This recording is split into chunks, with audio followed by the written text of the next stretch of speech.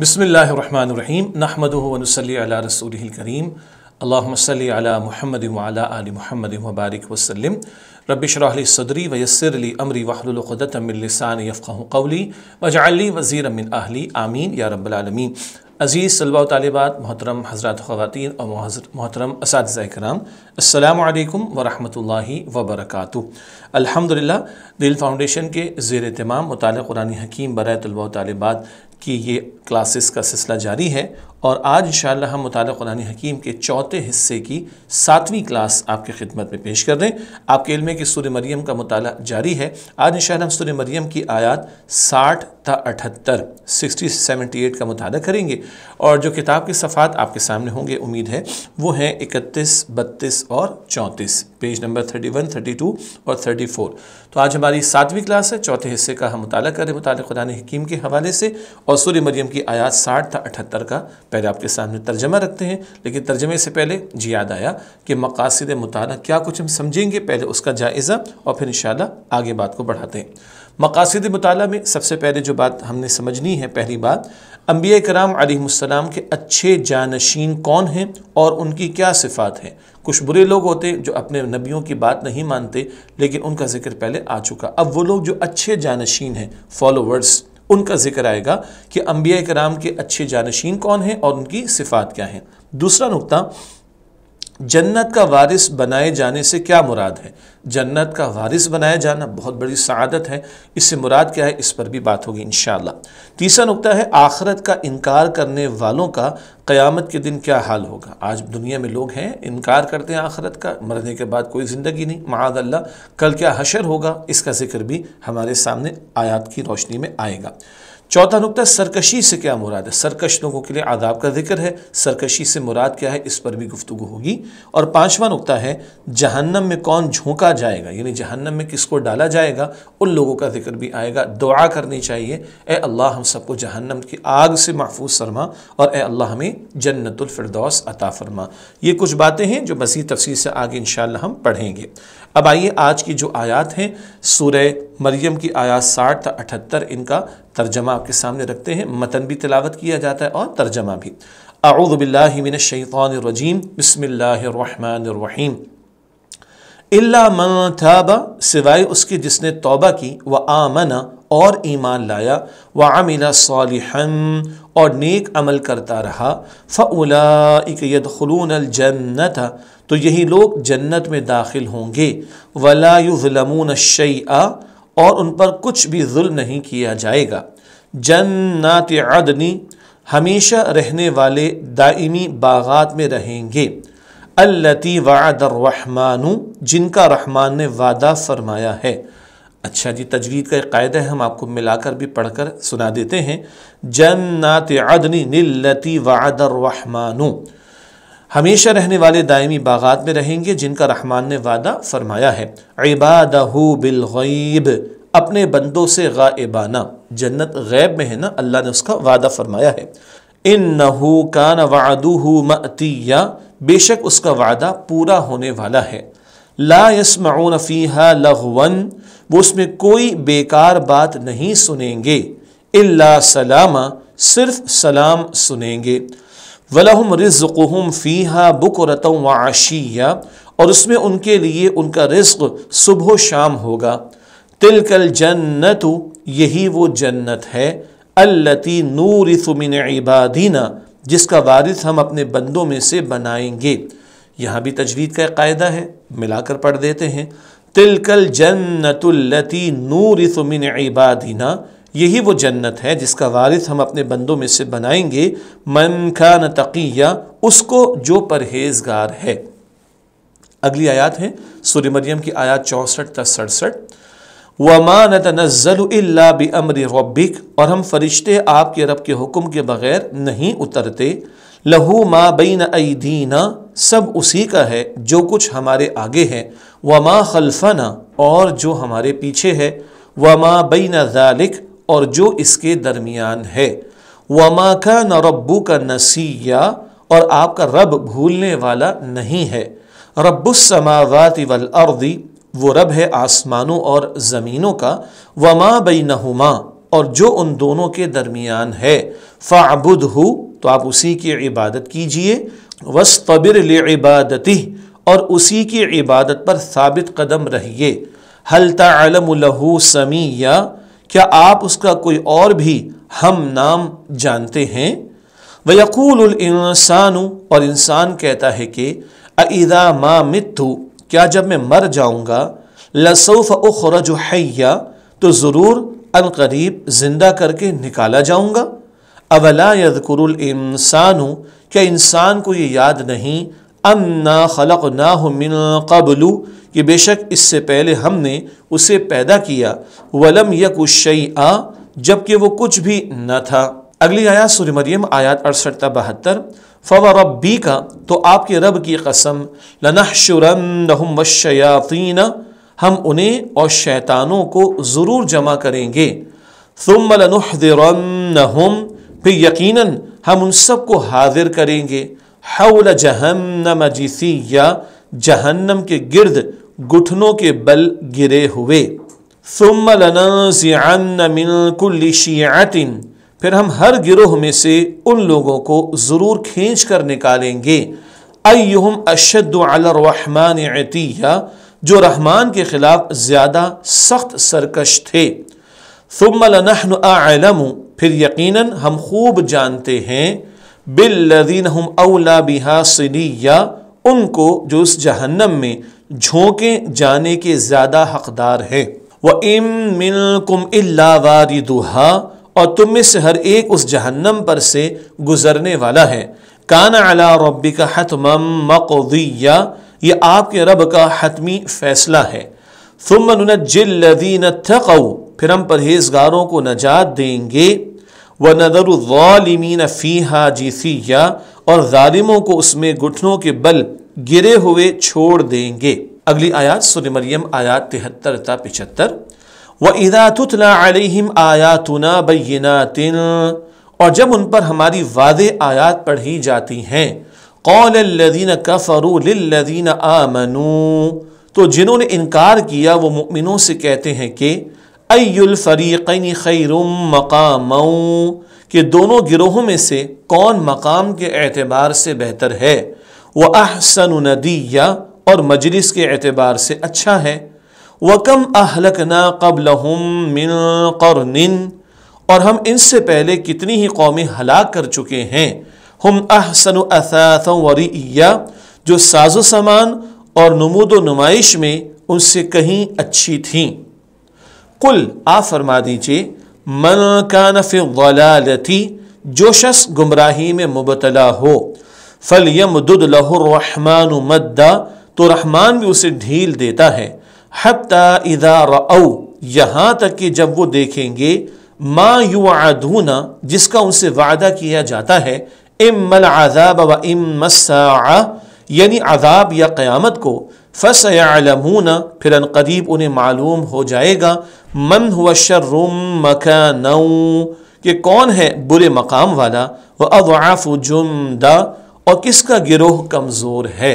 اگلی آیات سورہ مریم آیات 76 تا 78، وَيَزِيدُ اللَّهُ الَّذِينَ اهْتَدَوْا هُدًى اور اللہ بڑھاتا ہے ہدایت یافتہ لوگوں کی ہدایت کو، وَالْبَاقِيَاتُ الصَّالِحَاتُ اور باقی رہنے والی نیکیاں ہیں، خیر عند ربک ثوابا جو آپ کے رب کے نزدیک ثواب میں بہتر ہیں، وخیر مردا اور انجام کے اعتبار سے بھی بہت اچھی ہیں۔ افرأیت الذی کیا آپ نے اس شخص کو دیکھا، کفر بآیاتنا جس نے ہماری آیتوں کا انکار کیا، وقال اور کہا کہ لأوتین مالا وولدا مجھے مال اور اولاد ضرور دیا جائے گا، اطلع الغیب کیا اس نے غیب کی خبر پالی ہے، ام اتخذ عند الرحمن عہدا یا اس نے رحمان سے کوئی عہد لے رکھا ہے۔ یہ الحمدللہ آج بہت ساری آیات کا مطالعہ کر رہے ہیں، سورہ مریم کی آیات 60 تا 78، لیکن آیات مختصر بھی ہیں تو تشریح بھی انشاءاللہ کسی درجے میں مختصر ہوگی۔ یہاں پر ہم دیکھ رہے ہیں اللہ کے نیک بندوں کا ذکر بھی آئے گا، جنت والوں کا، جہنم والوں کا ذکر بھی آئے گا، سرکشوں کا بھی ذکر ہمارے سامنے آئے گا۔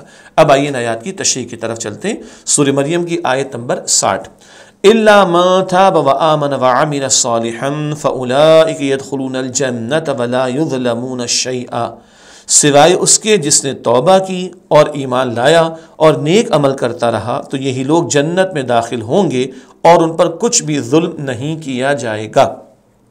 اس آیت کی تشریح کرتے ہیں۔ انبیاء کرام علیہ السلام کے اچھے جانشینوں کی صفات اور ان کی جزا۔ پہلے برے لوگوں کا ذکر تھا جنہوں نے انبیاء علیہ السلام کی تعلیمات کو بھلا دیا اور نافرمانی میں مبتلا ہوئے۔ اب اچھے جانشینوں کا ذکر آ رہا، جانشین جو کسی کے بعد آ رہا ہوتا ہے۔ اچھے جانشین وہ ہیں جنہوں نے توبہ کی اور ایمان لائے اور نیک اعمال کرتے رہے، یہی لوگ جنت میں داخل ہوں گے اور ان پر کچھ بھی ظلم نہیں کیا جائے گا۔ سابق جرائم، جرم کی جمع جرائم، کرائمز انگلش میں کہتے ہیں، سابق جرائم کی بنا پر ان کے اجر میں کچھ کمی نہیں کی جائے گی، نہ کسی قسم کا حق ضائع ہوگا۔ کوئی شخص نافرمانی میں کتنی ہی دور چلا جائے، جب بھی توبہ کرے اللہ سبحانہ وتعالی توبہ قبول فرماتا ہے۔ توبہ کا دروازہ کھلا ہوا ہے اور اللہ توبہ کرنے والوں کو پسند بھی فرماتا ہے۔ ایک اہم علمی بات ہم سب کے لیے بڑی اہم ہے، توبہ کا دروازہ مجرموں کے لیے بند نہیں۔ جو گناہگار سچے دل سے توبہ کر کے ایمان اور عمل صالح کا راستہ اختیار کر لے اور اپنا چال چلن درست رکھے، چال چلن اعمال کو، رویوں کو درست رکھے، جنت کے دروازے اس کے لیے کھلے ہوئے ہیں۔ توبہ کے بعد جو نیک اعمال کرے گا، سابق جرائم کی بنا پر اس کے اجر میں کچھ کمی نہیں کی جائے گی، نہ کسی قسم کا حق ضائع ہوگا۔ حدیث مبارک میں ہے التائب من الذنب کمن لا ذنب لہ، گناہ سے توبہ کرنے والا ایسا ہے گویا اسے گناہ کیا ہی نہ تھا۔ سنن ابن ماجہ، سنت کی جمع سنن، ابن ماجہ یہ حدیث مبارک کی کتاب ہے۔ تو بتایا جا رہا ہے کہ جو سچی توبہ کر لے ایسا پاک ہو جاتا ہے گویا اسے گناہ کیا ہی نہ ہو۔ تو ہم سے بھی اگر گناہ ہو جائے تو ہمیں کیا کرنا ہے؟ اللہ کے حضور سچی توبہ کرنی ہے۔ اگلی آیت سورہ مریم، آیت نمبر 61 جنات عدن التي وعد الرحمن عباده بالغیب انه كان وعده مأتیا۔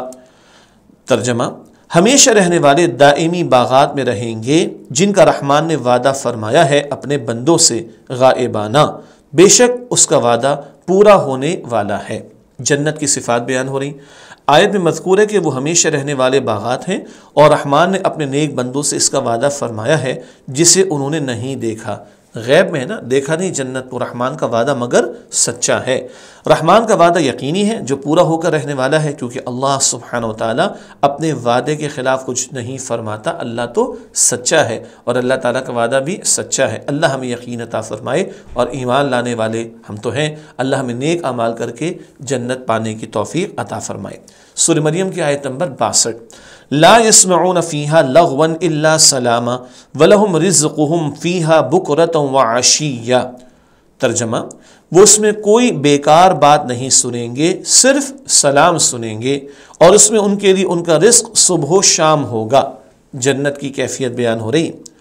اہل جنت کا بیان، اہل جنت جنت میں سلام اور دعائیں سنیں گے، کوئی بیکار اور بیہودہ بات ہرگز نہیں سنیں گے۔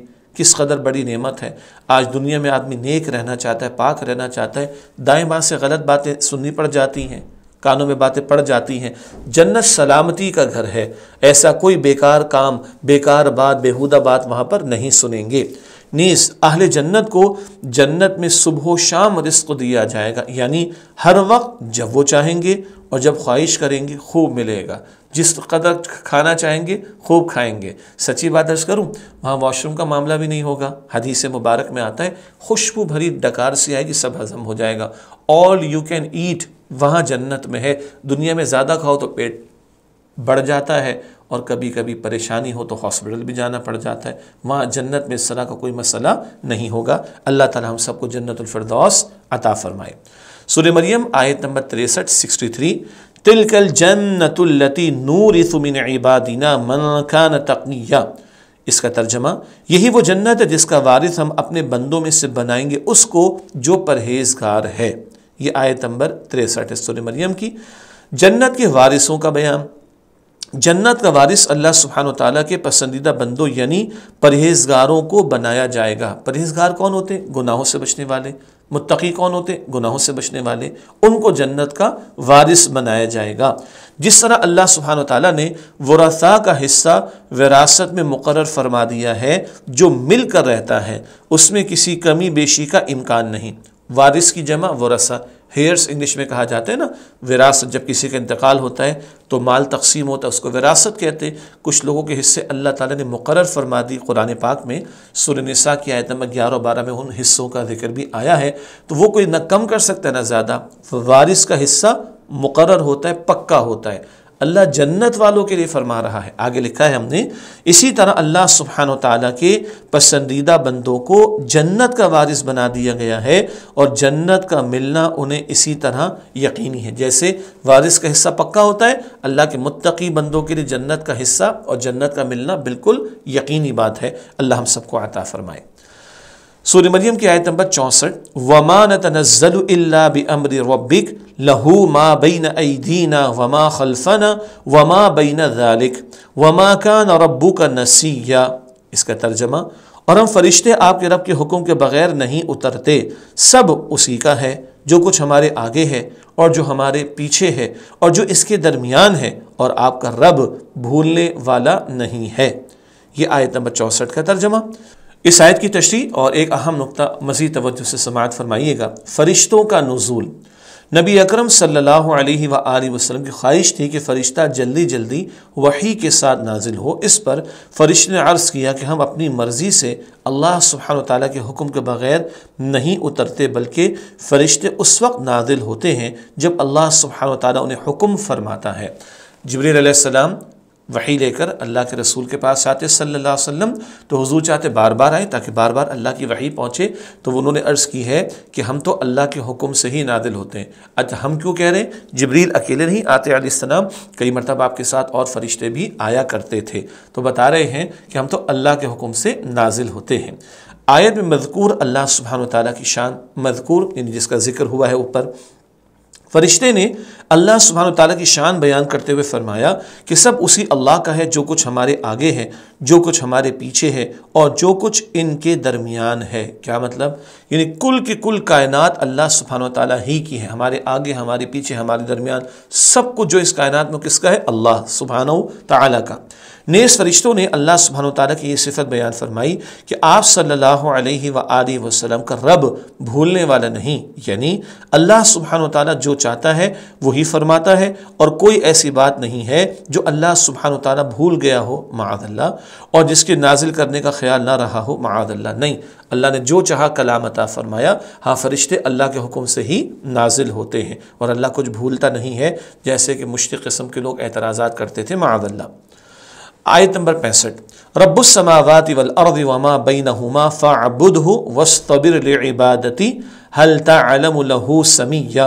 اس کا ترجمہ، وہ رب آسمانوں اور زمینوں کا اور جو ان دونوں کے درمیان ہے، تو آپ اسی کی عبادت کیجئے اور اسی کی عبادت پر ثابت قدم رہیے، کیا آپ اس کا کوئی اور بھی ہم نام جانتے ہیں؟ یہ آیت نمبر 65 کا ترجمہ۔ رب کے معنی، رب وہ ہے جو کسی شے کو آہستہ آہستہ منصب کمال تک پہنچائے۔ یہ بات تو کئی مرتبہ آ چکی، سورہ فاتحہ میں بھی رب العالمین کے ذیل میں ہم نے یہ بات سمجھی تھی۔ حقیقی رب اللہ سبحانہ وتعالیٰ ہے جو تمام مخلوقات کی تمام ضروریات کو پورا فرماتا ہے، وہی رب العالمین اللہ سبحانہ وتعالیٰ ہمارا معبود بھی ہے۔ آیت میں مذکور رسول اللہ صلی اللہ علیہ وآلہ وسلم کو حکم، اور یاد رکھیں حضور علیہ السلام سے خطاب ہو کر ہم سے مخاطبت ہوتی ہے، ہم سے بھی اللہ تعالیٰ تقاضا کرتا ہے۔ آیت میں رسول اللہ صلی اللہ علیہ وآلہ وسلم کو حکم دیا گیا کہ آپ صلی اللہ علیہ وآلہ وسلم اس اللہ سبحانہ وتعالیٰ کی عبادت کیجئے جو کل کائنات کا رب ہے۔ نیز آپ صلی اللہ علیہ وآلہ وسلم کو تلقین فرمائی گئی ہے کہ اللہ سبحانہ وتعالیٰ کی بندگی پر ثابت قدم رہیے۔ یہ حکم حضور کے ذریعے ہمیں ہے ایک اللہ کی عبادت اور اسی کی بندگی پر ثابت قدم رہا جائے۔ ثابت قدم کا مطلب جمے رہنا، ڈٹے رہنا۔ شرک کی مذمت، آیت کے آخر میں مشرکین کو یہ بات سمجھائی گئی ہے کہ اللہ سبحانہ وتعالیٰ کا کوئی ہم نام، ہم جنس اور کوئی بھی شریک نہیں ہے۔ اس طرح گویا شرک کی مذمت کی گئی ہے۔ اللہ جیسا کوئی نہیں، وَلَمْ يَكُنْ لَهُ كُفُوًا أَحَدٌ، اس کے جیسا کوئی نہیں ہے، تو کوئی اس کا ہم نام نہیں، ہم وصف نہیں، اس جیسی صفات والا کوئی نہیں ہے، وہ اکیلا اور تنہا ہے اللہ۔ یہ بات فرما کر بھی گویا شرک کی نفی کی گئی ہے۔ سورہ مریم کی آیت نمبر 66، وَيَقُولُ الْإِنسَانُ أَإِذَا مَا مِتُّ لَسَوْفَ أُخْرَجُ حَيًّا، اور انسان کہتا ہے کہ کیا جب میں مر جاؤں گا تو ضرور عنقریب زندہ کر کے نکالا جاؤں گا۔ یہ آیت نمبر 66 کا ترجمہ۔ کافر انسان کا ایک حقیقت سے انکار۔ اس آیت میں انسان کی طرف سے اس کی موت کے بعد دوبارہ زندہ کیے جانے کی حقیقت کا انکار مذکور ہے۔ یہ کون سا انسان ہے؟ کافر، جو آخرت کو بھلانے والا ہے۔ وہ کہتا ہے مرنے کے بعد کیا زندہ کیا جائے گا؟ یہ آخرت کے انکار کرنے والے شخص کا ذکر ہو رہا ہے۔ آیت نمبر 67 اولا یذکر الانسان انا خلقناہ من قبل ولم یک شیئا۔ ترجمہ، کہ انسان کو یہ یاد نہیں کہ بے شک اس سے پہلے ہم نے اسے پیدا کیا جبکہ وہ کچھ بھی نہ تھا۔ یہ آیت 67 کا ترجمہ ہے۔ تشریح کرتے ہیں، موت کے بعد دوبارہ زندہ کیے جانے کی دلیل۔ ایک تو وہ شخص ہے جو آخرت کا منکر ہے، انکار کرنے والا، وہ تو انکار کر رہا ہے۔ اللہ تعالیٰ دلائل دے رہا ہے، دلیل کی جمع دلائل، اللہ دلائل دے رہا ہے آخرت کے تعلق سے۔ دوبارہ زندہ کیے جانے کے حوالے سے اللہ سبحانہ وتعالیٰ کی قدرت تخلیق کو بطور دلیل پیش کیا گیا ہے کہ اللہ سبحانہ وتعالیٰ نے انسان کو اس وقت بنایا جب وہ کوئی شے نہ تھا، اور اب جب کہ وہ وجود میں آ چکا تو دوبارہ اسے زندہ کر کے اٹھانا کون سا مشکل اور ناممکن کام ہے۔ قدرت تخلیق اللہ تعالیٰ کی طاقت کہ وہ پیدا کرنے پر قادر ہے، وہ خالق ہے۔ کیا بتایا جا رہا ہے؟ انسان کچھ بھی نہ تھا تو اللہ تعالیٰ نے بنا دیا، تو مرنے کے بعد دوبارہ اس کو زندگی دینا کیا مشکل ہے؟ جب نہ تھے تو اللہ نے تمہیں بنا دیا، تو جس نے پہلی مرتبہ تمہیں بنایا اس کے لیے دوبارہ پیدا کرنا کیا مشکل کام ہے؟ یہ دلیل اللہ تعالیٰ کی یہاں پر ذکر کی جا رہی ہے۔ اگلی آیت، آیت نمبر 68 سورہ مریم، فَوَرَبِّكَ لَنَحْشُرَنَّهُمْ وَالشَّيَاطِينَ ثُمَّ لَنُحْضِرَنَّهُمْ حَوْلَ جَهَنَّمَ جِثِيًّا۔ ترجمہ، تو آپ کے رب کی قسم، ہم انہیں اور شیطانوں کو ضرور جمع کریں گے، پھر یقیناً ہم ان سب کو حاضر کریں گے جہنم کے گرد گھٹنوں کے بل گرے ہوئے۔ یہ آیت نمبر 68 ہے سورہ مریم کی۔ تشریح کرتے ہیں، بعث بعد الموت کی دلیل۔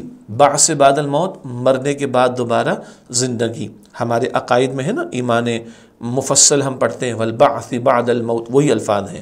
بعث بعد الموت کے لیے دلیل، آیت کے آغاز میں رب کی قسم کا ذکر ہے، اور پھر بعث بعد الموت کے لیے یہ دلیل دی گئی ہے کہ ہم ضرور انہیں اور شیطانوں کو جمع کریں گے۔ نیز یہاں آخرت کا انکار کرنے والے اور شیاطین کا ذکر ایک ساتھ اس لیے کیا گیا ہے کہ شیاطین اللہ سبحانہ وتعالیٰ کے نافرمان ہیں، اور آخرت کا انکار کرنے والے بھی ان کی پیروی میں اللہ سبحانہ وتعالیٰ کی نافرمانی پر اتر آئے ہیں، لہذا دونوں ایک ہی راستے پر ہیں جو گمراہی کا ہے۔ تو شیاطین اور انکار کرنے والے برابر ہیں، شیاطین ہی کی پیروی میں لگ کر وہ نافرمانیوں پر اتر آتے ہیں، انجام دونوں کا آخرت میں برابر ہوگا، جہنم میں ڈالے جائیں گے۔ اللہ تعالیٰ ہم سب کو جہنم کے عذاب سے محفوظ رکھیں۔ ایک اور اہم بات، اچھا جی تھوڑی سی ایک مشکل بات آ رہی ہے شاید طلباء کے لیے، لیکن کیونکہ اس پوری کلاس کو بہت سارے حضرات و خواتین اور ٹیچرز بھی استعمال کرتے ہیں، تو بعض اور باتیں بھی ہم سامنے رکھ رہے ہیں، آپ کے ٹیچر گائیڈ کے بھی پوائنٹس آپ کے سامنے رکھ رہے ہیں، اور ہمارے طلباء و طالبات بھی انشاءاللہ ان باتوں کو سمجھیں گے اور مزید آگے بڑھیں گے۔ تو بہت سارے ڈائمنشنز کو سامنے رکھنا ہوتا ہے، تو کچھ اور بھی چیزیں ہم آپ کے سامنے رکھ رہے ہیں۔ البتہ یہ سارا کانٹینٹ وہ ہے جو ٹیچر گائیڈ میں موجود ہے، جو تشریح میں آپ کے سامنے رکھا جاتا ہے۔ آیت میں مذکور دلیل، آیت میں مذکور دلیل کو دلیل خطابی کہتے ہیں۔ خطاب کرنے والے کو تو جانتے ہیں نا، تو اس کی شخصیت کا زور ہوتا ہے، بات میں اس سے وزن آتا ہے۔ آیت میں مذکور دلیل کو دلیل خطابی کہتے ہیں۔ خطاب کرنے والے کو تو جانتے ہیں نا، تو اس کی شخصیت کا زور ہوتا ہے، بات میں اس سے وزن آتا ہے۔ آیت میں مذکور دلیل کو دلیل خطابی کہتے ہیں۔ اس طرح کی دلیل میں اصل زور بات کرنے والے کی شخصیت کا ہوتا ہے۔ گویا یہاں اللہ سبحانہ وتعالیٰ کی قدرت تخلیق کا بیان ہے کہ اللہ سبحانہ وتعالیٰ ضرور انہیں دوبارہ پیدا فرمائے گا۔ کون کلام کر رہا ہے کہ وہ ضرور پیدا کرے گا؟ اللہ سبحانہ وتعالیٰ، اور اللہ پوری کائنات کا بنانے والا، چلانے والا ہے، پوری طاقت رکھتا ہے۔ تو اللہ تعالیٰ کی ذات کی بات کا وزن جو آ رہا ہے وہ ہے دلیل خطابی، جس کو ہم بیان کر رہے ہیں۔ آخرت کا انکار کرنے والوں کا قیامت کے دن حال، اللہ سبحانہ وتعالیٰ انہیں اس حال میں حاضر کرے گا کہ وہ جہنم کے گرد گھٹنوں کے بل گرے ہوں گے، یعنی انتہائی دہشت، مایوسی اور ذلت و خواری کے حالت میں گھٹنوں کے بل بے یار و مددگار پڑے ہوں گے۔ بے یار و مددگار کوئی ان کے کام آنے والا نہیں ہوگا۔ گھٹنوں کے بل یہ ذلت کی علامت ہوگی کن کے لیے؟ جو آخرت کا آج انکار کر رہے ہیں۔ اگلی آیت سورہ مریم کی آیت نمبر 69 ثم لننزعن من كل شيعة ايهم اشد على الرحمن عتيا۔ ترجمہ، پھر ہم ہر گروہ میں سے ان لوگوں کو ضرور کھینچ کر نکالیں گے جو رحمان کے خلاف زیادہ سخت سرکش تھے۔ یہ آیت نمبر 69 کا ترجمہ ہے۔ تشریح کی طرف چلتے ہیں۔ آخرت کا انکار کرنے والوں کا بیان۔ آیت میں مذکور ہے کہ اللہ سبحانہ وتعالی انسانوں کے ہر گروہ میں سے کچھ لوگوں کو ضرور کھینچ کر نکالے گا جو رحمان کے خلاف زیادہ سرکش تھے، بڑے مجرم جنہیں کہا جا سکتا ہے۔ سرکشی سے مراد ہے کہ اللہ سبحانہ وتعالی کی نافرمانی کرنا، اللہ سبحانہ وتعالی کی حدود کو پامال کرنا، اللہ کا انکار کرنا، اللہ کی حدود یعنی اس کے احکامات کی خلاف ورزی کرنا، اس کے حکم پر عمل نہ کرنا، یہ ہے سرکشی کا معاملہ۔ اگلی آیت ہے سورہ مریم کی آیت نمبر 70 ثم لنحن اعلم بالذین هم اولا بها صلیا۔ اس کا ترجمہ، پھر یقیناً ہم خوب جانتے ہیں ان کو جو اس جہنم میں جھونکے جانے کے زیادہ حقدار ہیں۔ یہ آیت 70 کا ترجمہ۔ تشریح، جہنم میں جھونکے جانے کا بیان، جھونکنا ڈال دینا، جہنم میں ان لوگوں کو جھونکا جائے گا جو اس میں جھونکے جانے کے زیادہ حقدار ہوں گے، یعنی وہ جو اللہ سبحانہ وتعالیٰ کے باغی اور سرکش لوگ ہوں گے۔ ہاں، اپنے عمل اور کرتوتوں کی وجہ سے، شرک ہے، کفر ہے، گناہ ہے، سرکشی کے کام ہیں، ان کی وجہ سے وہ جہنم میں ڈالے جا رہے ہوں گے۔ علمی بات، منکرین کے ہر فرقے میں جو زیادہ بدماش، سرکش، باغی اور اکڑ باز تھے، مثلا ابو جہل جیسے لوگ، انہیں عام مجرموں سے علیحدہ کر لیا جائے گا۔ پھر ان میں بھی جو بہت زیادہ سزا کے لائق اور دوزخ کا حقدار ہوگا، وہ اللہ تعالیٰ کے علم میں ہے، اس کو دوسرے مجرموں سے پہلے آگ میں جھونکا جائے گا۔ بڑے بڑے سرکش، مجرم، باغی اور نافرمانیاں کرنے والے جیسے کہ ابو جہل جیسے لوگ، ان کا خاص معاملہ ہوگا، پہلے جہنم میں ڈالے جائیں گے اور ان کی سزا بھی دوسروں کے مقابلے میں زیادہ ہوگی۔ اللہم اجرنا من النار، دعا کرنی چاہیے، اے اللہ ہمیں جہنم کی آگ سے محفوظ فرما۔ ایک اور نقطہ، قیامت کے دن مجرمین کا عذاب سے بچاؤ۔ اللہ سبحانہ وتعالیٰ کا علم کامل ہے، وہ ہر مجرم کو جاننے والا ہے، لہذا کوئی مجرم اللہ سبحانہ وتعالیٰ کے عذاب سے بچ نہیں سکے گا مگر جسے اللہ سبحانہ وتعالیٰ چاہے۔ اللہ جس کو چاہے بچا لے، جس کو چاہے معاف کر دے، لیکن عموم کے اعتبار سے بات کیا ہے؟ عمومی بات کیا ہے؟ کفر، سرکشی کرنے والے، کفر کرنے والے، ان کے لیے سخت عذاب کا بیان جہنم کے حوالے سے آ رہا ہے۔ سورہ مریم کی آیت نمبر 71 وَإِن مِّنكُمْ إِلَّا وَارِدُهَا كَانَ عَلَى رَبِّكَ حَتْمًا مَّقْضِيًّا۔ ترجمہ، اور تم میں سے ہر ایک اس جہنم پر سے گزرنے والا ہے، یہ آپ کے رب کا حتمی فیصلہ ہے۔ یہ آیت نمبر 71 کا ترجمہ۔ اللہ سبحانہ وتعالیٰ کے حتمی فیصلے کا بیان۔ تشریح کی طرف چلتے ہیں۔ پہلا نقطہ، آیت میں مذکور ہے کہ لوگوں میں سے ہر ایک کو اس جہنم پر سے گزرنا ہوگا، اور اس سے مراد پل صراط پر سے گزرنا ہے جو جہنم پر قائم کیا گیا ہے۔ ایک اہم نقطہ یہاں آ رہا ہے، ہر شخص کو جہنم کے اوپر سے گزرنا ہے۔ اللہ اکبر، جی نیک لوگوں کو بھی۔ کیا مطلب؟ جہنم گڑھا اس کا نیچے اور اوپر پل صراط ہم کہتے ہیں، حدیث میں تو لفظ ہے الصراط، راستہ، ہم سمجھانے کے لیے پل، اردو والا پیلام پل استعمال کرتے ہیں، وہ جہنم کے اوپر سے ہوگا۔ اللہ کے نیک بندے، فرما بردار، جنت والے تو گزار دیے جائیں گے، اللہ ہمیں انہیں شامل فرمائے، اور جو جہنم والے ہوں گے وہ اس میں ڈال دیے جائیں گے۔ ہر ایک گزرے گا۔ نیک لوگوں کو بھی تو پتہ چلے جب اللہ جہنم سے بچا کر انہیں جنت میں داخل فرمائے گا تو کتنی بڑی آفت سے، کتنے بڑے عذاب سے اللہ تعالیٰ ان کو بچائے گا۔ نیک لوگوں کو بھی اس کا احساس ہوگا، تو ہر ایک کو جہنم پر سے گزرنا ہے، اور وہ الصراط یعنی پل صراط پر سے گزرنے کی بات ہے۔ فرمان نبوی صلی اللہ علیہ وآلہ وسلم، نبی کریم صلی اللہ علیہ وآلہ وسلم نے فرمایا، لوگ اپنے اعمال کے مطابق دوزخ سے گزریں گے، چنانچہ پہلا گروہ بجلی کی چمک کی طرح گزر جائے گا، ایمان والے، نیک اعمال کرنے والے تیزی کے ساتھ۔ دوسرا گروہ ہوا کی طرح، پھر گھوڑے کی رفتار سے، پھر اونٹ کے سوار کی طرح، پھر انسان کی دوڑ کی مانند اور آخر میں چلنے والے کی طرح دوزخ سے گزریں گے۔ چلنے والا بس آرام سے چل رہا ہوتا ہے، تو کوئی بجلی کی چمک کی طرح اور کوئی بہت سلو، لیکن یہ وہ ہیں جو اہل جنت کا تذکرہ آ رہا ہے کہ اللہ سبحانہ وتعالیٰ گزارے گا، اور اہل جہنم کا معاملہ کیا ہوگا؟ وہیں جہنم میں گرا دیے جائیں گے۔ گزرنا ہر ایک نے ہے تاکہ جنت والوں کو بھی پتہ چلے کتنی بڑی ہولناکی اور آفت یعنی جہنم کے عذاب سے بچا کر انہیں اللہ تعالیٰ نے جنت میں داخلہ عطا فرمایا۔ اگلی آیت سورہ مریم کی آیت نمبر 72 ہے، ثم ننجی الذین اتقوا ونذر الظالمین فیہا جثیا۔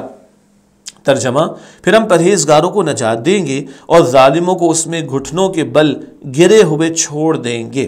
یہ سورہ مریم کی آیت نمبر 72 ہے۔ اب نیک لوگوں کا ذکر آ رہا ہے، جہنم سے محفوظ رہنے والے اور جہنم میں جھونکے جانے والوں کا بیان۔ گناہوں سے بچنے والے پرہیزگار لوگ جہنم سے محفوظ رہیں گے اور ظالمین جہنم میں جھونک دیے جائیں گے اور گھٹنوں کے بل اس میں چھوڑ دیے جائیں گے۔ جس نے آج تقوی اختیار کیا، اللہ تعالیٰ اور اس کے رسول علیہ السلام کی فرما برداری کی اور گناہوں سے اپنے آپ کو بچایا، وہ جنت میں، اور جو ظلم پر اڑے رہے، شرک ہے، کفر ہے اور سرکشی کی باتیں، ان کے لیے پھر گھٹنوں کے بل ذلت کے ساتھ ان کو جہنم کے حوالے کیا جائے گا۔ اللہ تعالیٰ ہم سب کو جنت الفردوس عطا فرمائے اور اللہ تعالیٰ ہم سب کو جہنم کے عذاب سے محفوظ فرمائے۔ سورہ مریم کی آیت نمبر 73، وَإِذَا تُتْلَى عَلَيْهِمْ آيَاتُنَا بَيِّنَاتٍ قَالَ الَّذِينَ كَفَرُوا لِلَّذِينَ آمَنُوا أَيُّ الْفَرِيقَيْنِ خَيْرٌ مَقَامًا وَأَحْسَنُ نَدِيًّا۔ ترجمہ، اور جب ان پر ہماری واضح آیات پڑھی جاتی ہیں تو جنہوں نے انکار کیا وہ مؤمنوں سے کہتے ہیں کہ دونوں گروہ میں سے کون مقام کے اعتبار سے بہتر ہے اور مجلس کے اعتبار سے اچھا ہے۔ یہ آیت نمبر 73 کا ترجمہ۔ آیات قرآنی کی تلاوت پر کفار کا طرز عمل۔ قرآنی آیات جو کہ نہایت واضح ہیں، جب کفار کے سامنے تلاوت کی جاتی ہیں تو اس پر کفار مؤمنوں سے کہتے ہیں کہ کفار اور مؤمنین کے دونوں گروہوں میں سے کون مقام کے اعتبار سے بہتر ہے اور مجلس کے اعتبار سے اچھا ہے۔ وہ اپنی اولاد، دولت، سرداری اور زیادہ لوگوں کی مجلس کو اہل ایمان کے مقابلے میں بہتر اور بلند مقام سمجھتے تھے اور اس دنیاوی اقتدار اور اختیارات پر گھمنڈ اور تکبر کرتے تھے۔ ابو جہل جیسے لوگ کہتے ایمان والوں سے، مسلمانوں سے مکہ مکرمہ میں، تم تو تھوڑے سے ہو، ہمارے پاس تو زیادہ لوگ ہیں۔ کوئی کہتا دیکھو ابو جہل کے ہاں تو اتنے سارے لوگوں کی مجلس اکٹھی ہوتی ہے، تم تو تھوڑے سے لوگ ہو۔ تو یہ دنیا پرست قسم کے کافر یہ اپنی دولت کو، سرداری کو اپنے لیے اعلیٰ درجات کے حصول کا باعث سمجھتے ہیں اور تکبر کرتے ہیں اور ایمان والوں کے اوپر جو ہے دھونس جماتے ہیں، ایمان والوں پر روب ڈالتے ہیں۔ ان کی غلطی کیا ہے؟ یہ دنیا کی محبت میں ڈوبے، مال کو سب کچھ سمجھ رہے، ایمان کی کوئی حیثیت ان کی نگاہوں میں نہیں، تو تکبر کا اظہار کرتے تھے۔ سورہ مریم کی آیت نمبر 74، وَكَمْ أَهْلَكْنَا قَبْلَهُمْ مِنْ قَرْنٍ هُمْ أَحْسَنُ أَثَاثًا وَرِئِيًّا۔ ترجمہ، اور ہم ان سے پہلے کتنی قومیں ہلاک کر چکے ہیں جو ساز و سامان اور نمود و نمائش میں ان سے کہیں اچھی تھیں۔ یہ سورہ مریم کی آیت نمبر 74۔ ان تکبر کرنے والوں کو عبرت دلائی جا رہی ہے۔ کافروں کے گھمنڈ اور تکبر کا جواب۔ گھمنڈ کیا کسے کہتے ہیں؟ اپنے آپ کو بڑا سمجھنا، وہی بڑائی بیان کرنا، تکبر کرنا، گھمنڈ۔ اللہ سبحانہ وتعالیٰ نے کافروں کے گھمنڈ اور تکبر کا جواب دیا کہ اللہ سبحانہ وتعالیٰ نے ان سے پہلے کتنی ہی نافرمان قوموں کو ہلاک کیا جو ساز و سامان اور نمود و نمائش میں ان سے کہیں بڑھ کر تھیں۔ نیز اللہ سبحانہ وتعالیٰ نے سابقہ قوموں کی ہلاکت کی مثال بیان فرمائی تاکہ کفار اس سے عبرت لیں، دنیاوی ساز و سامان کے تکبر سے بچیں، اللہ سبحانہ وتعالی اور رسول اللہ صلی اللہ علیہ وآلہ وسلم کی اطاعت اور فرمانبرداری اختیار کریں۔ یہ بتایا جا رہا ہے کہ پچھلی قوموں کو دیکھ لو، ان کا انجام دیکھو۔ ہم پچھلی قوموں کے واقعات پڑھ چکے ہیں نا، نوح علیہ السلام، ہود علیہ السلام، صالح علیہ السلام۔ ان قوموں کے سردار بھی کفر پر اڑے ہوئے تھے، اللہ تعالیٰ نے قوموں کو مٹا دیا۔ تو ان مشرکین کے سرداروں کو مکہ مکرمہ میں جو تھے کہا جا رہا ہے ڈرو اللہ کے پکڑ سے اور اللہ اور اس کے رسول علیہ السلام کی بات مانو اور اطاعت کرو۔ علمی بات، یہ ان کی بات کا جواب دیا کہ پہلے ایسی بہت سی قومیں گزر چکی ہیں جنہوں نے انبیاء کرام علیہ السلام کے مقابلے میں سرکشی کی اور تکبر و تفاخر کو اپنا شعار بنا لیا۔ تکبر، بڑائی، تفاخر، فخر جتانا، اپنے آپ کو اونچا سمجھنا، آسان ہو گئی بات۔ شعار، اپنا رویہ، اپنا طریقہ بنا لینا۔ اور تکبر و تفاخر کو اپنا شعار بنا لیا، اللہ سبحانہ و تعالیٰ نے ان کی جڑ کاٹ دی اور دنیا کے نقشے میں ان کا نشان بھی باقی نہ رہا۔ مال، اولاد یا دنیاوی خوشحالی اور مقبولیت اس بات کی دلیل نہیں کہ ان کا انجام بھی اچھا ہوگا۔ اللہ نے فرعون کو بھی مال دے دیا تھا، اللہ نے نمرود کو بھی بادشاہت دے دی تھی، اللہ تعالیٰ نے پچھلی قوموں کے سرداروں کو بھی مال دیا تھا، لیکن جب سرکشی نافرمانی پر آئے تو اللہ نے ان کو مٹا دیا۔ اللہ تعالیٰ کے مال دولت چہرے اس کی حیثیت نہیں، اللہ تعالیٰ کی حیثیت ہے ایمان والوں کی اور تقوی والوں کی۔ جیسے کہ حضرت بلال رضی اللہ تعالیٰ عنہ کے پاس ایمان و تقوی تھا، ان کا مقام بہت بلند ہے، لیکن ابو لہب کے بارے میں ہم سورہ لہب میں پڑھ چکے، خوبصورت تھا، سرداری تھی، مال تھا، خاندان اونچا تھا، لیکن ایمان و تقوی نہیں تھا، اس پر لعنت کی جا رہی۔ سورۃ اللہب کا مطالعہ ہم کر چکے ہیں۔ تو اللہ کے ہاں عزت ہے تقوی والوں کی۔ سورہ حجرات کی آیت نمبر 13 میں ذکر آتا ہے، ان اکرمکم عند اللہ اتقاکم، بے شک اللہ تعالیٰ کی نگاہوں میں تم میں سب سے بڑھ کر عزت والا وہ ہے جس میں سب سے بڑھ کر اللہ کا تقوی ہو۔ ہم بھی غور کریں، ہم لوگوں کی گاڑی، مقام، پیسہ، روپیہ یہ دیکھ کر مرعوب تو نہیں ہو جاتے؟ اللہ کے ان چیزوں کی ویلیو نہیں، اللہ کے ایمان اور تقوی کی قدر ہے، اس پر توجہ کرنی چاہیے۔ سورہ مریم کی آیت نمبر 75، قُلْ مَنْ كَانَ فِي الضَّلَالَةِ فَلْيَمْدُدْ لَهُ الرَّحْمَنُ مَدًّا حَتَّى إِذَا رَأَوْا مَا يُوعَدُونَ إِمَّا الْعَذَابَ وَإِمَّا السَّاعَةَ فَسَيَعْلَمُونَ مَنْ هُوَ شَرٌّ مَكَانًا وَأَضْعَفُ جُنْدًا۔ ترجمہ، آپ فرما دیجئے جو شخص گمراہی میں مبتلا ہو تو رحمان بھی اسے ڈھیل دیتا ہے یہاں تک کہ جب وہ دیکھیں گے جس کا ان سے وعدہ کیا جاتا ہے، یعنی عذاب یا قیامت کو، پھر ان قریب انہیں معلوم ہو جائے گا کہ کون ہے برے مقام والا اور کس کا گروہ کمزور ہے۔ یہ سورہ مریم کی آیت نمبر 75 کا ترجمہ۔ نافرمان شخص کے بارے میں اللہ سبحانہ وتعالی کی سنت کا بیان۔ نافرمان شخص کے بارے میں اللہ سبحانہ وتعالی کی سنت ہے کہ جو شخص گمراہی میں مبتلا ہوتا ہے تو اللہ سبحانہ وتعالی اسے ڈھیل دیتا ہے اور فوراً سزا اور عذاب نہیں دیتا، بلکہ مہلت دیتا ہے تاکہ انسان توبہ کر کے اپنی اصلاح کر لے۔ یہ اللہ کی سنت ہے، یعنی اللہ کا قانون ہے۔ کیا فوراً نہیں پکڑتا، ڈھیل دیتا، یہ اللہ کی رحمت ہے تاکہ بندہ توبہ کر لے اور اصلاح کی طرف آ جائے۔ گمراہ لوگوں کی مہلت ختم ہونے کا بیان۔ گمراہ لوگوں کی مہلت ختم ہونے پر یا تو ان کے جرائم اور گمراہی کے سبب دنیا ہی میں ان پر عذاب آتا ہے جو کہ ان کی برائی کے نتیجے کی پہلی قسط ہوتی ہے، ورنہ اصل سزا آخرت میں دی جائے گی جو قیامت آنے کے بعد ہوگی۔ دنیا میں بھی اللہ پکڑ فرماتا ہے، لیکن اصل پکڑ اور سزا مجرمین کی کہاں ہے؟ آخرت میں۔ اللہ ہم سب کو محفوظ رکھے۔ ہاں، ایک اہم علمی بلکہ عملی پہلو، علمی بات تو آ گئی، اب عملی پہلو ہمارے لیے کیا ہے؟ ہمیں مہلت عمل کو غنیمت سمجھتے ہوئے گناہوں سے سچی توبہ کر کے اللہ سبحانہ وتعالیٰ کی فرما برداری اختیار کرنی چاہیے۔ آج مہلت ہے نا، لیکن یاد رکھیے بہت چھوٹی عمر میں بھی بچے اور بچیاں ان کا انتقال ہو جاتا ہے، کوئی جوانی کے عالم دنیا سے چلا جاتا ہے۔ ہمیں نہیں معلوم ہمارا وقت کب آ جائے موت کا۔ ہمیں ہمیشہ سچی توبہ کی طرف توجہ رہنی چاہیے اور استغفار کرنا چاہیے۔ گناہ ہو جائے تو اللہ کی طرف پلٹیں، گناہوں پر استغفار کریں اور ہم اپنے اعمال کی اصلاح کریں۔ کسی بھی وقت ایگزامینیشن ہال میں ہوتا ہے نا، اسٹاپ رائٹنگ، ٹائم ختم، کسی بھی وقت فرشتہ آئے گا روح نکالنے کے لیے، اسٹاپ رائٹنگ، ٹائم ختم ہو جائے گا۔ ہر ایک نے تیاری کرنی ہے، اللہ ہم سب کو توفیق عطا فرمائے۔ دنیاوی مقام و کثیر گروہ پر گھمنڈ کرنے والوں کا قیامت کے دن انجام۔ دنیا پرست تو اپنی مال و دولت پر اتراتے ہیں نا، کل انجام کیا ہوگا اس کا ذکر ہوا ہے اس آیت میں۔ ایسے لوگوں کو عنقریب معلوم ہو جائے گا کہ کون برے مقام یعنی جہنم والا ہے اور کس کا گروہ کمزور ہے۔ آج یہ کہتے ہیں ہمارے گروہ بڑے مضبوط ہیں، کافر مجرم، کل پتہ چل جائے گا کون کمزور گروہ والا ہے اور کس کا ٹھکانہ جہنم میں ہے۔ گروہ کے کمزور ہونے سے مراد قیامت کے دن گمراہ لوگوں کو اللہ سبحانہ وتعالیٰ کے عذاب سے بچانے والا کوئی نہیں ہوگا، اور ان کے دنیاوی گمراہ دوست اور گروہ قیامت کے دن ان کے لیے انتہائی کمزور اور بودے ثابت ہوں گے۔ جن کافروں سے، مشرکوں سے، سرکشوں سے دنیا میں دوستیاں رکھیں اور سمجھا بہت ہی بڑے جتھے اور گروہ والے ہیں، کل کوئی کام نہیں آئے گا۔ سورہ مریم کی آیت نمبر 76۔ اب اللہ کے نیک بندوں کا ذکر آ رہا ہے۔ وَيَزِيدُ اللَّهُ الَّذِينَ اهْتَدَوْا هُدًى وَالْبَاقِيَاتُ الصَّالِحَاتُ خَيْرٌ عِندَ رَبِّكَ ثَوَابًا وَخَيْرٌ مَّرَدًّا۔